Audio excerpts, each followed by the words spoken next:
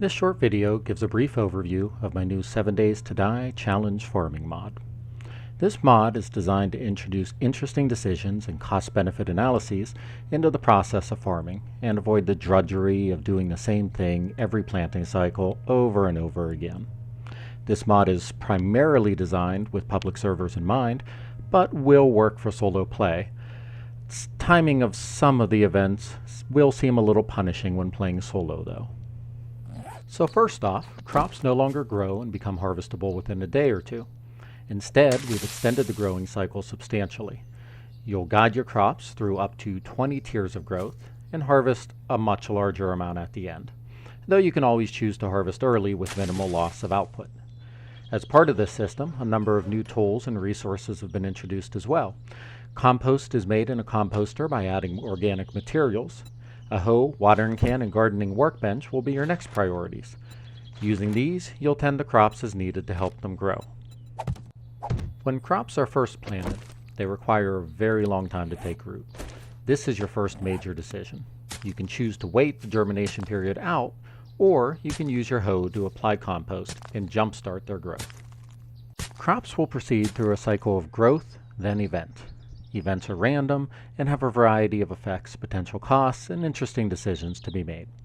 An example of a simple, relatively common event is weeds encroaching. This will stop this crop's growth until you tend it with a hoe. There's no cost, but this acts as a stop to prevent players from simply going offline on a public server and coming back to top-tier plants. Another example is compacted soil. This is a multi-stage event. If you can introduce a worm, which you can occasionally find while digging or can eventually make on the gardening workbench, you'll boost the crop's growth tier. If you do not, the plant will eventually move to the growth stalling event, which requires compost to address it. Worms are cheaper to create than compost, providing some sense of progression and rewarding tending your plants quickly.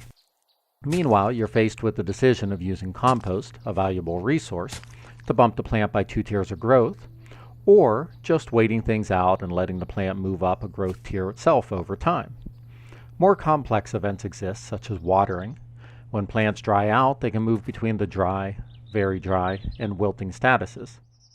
Movement between these is weighted RNG, and this shifts the cost-benefit analysis as they move between these statuses. Using a murky water may not be worthwhile on a dry plant that may recover shortly anyway, but is more worthwhile on a very dry plant that, even if it does recover, will still need to go through the dry event wait time and RNG. And this is definitely worth it on a wilting plant that is on its way to lose a tier of growth. And at higher growth tiers, special events can occur that provide various benefits.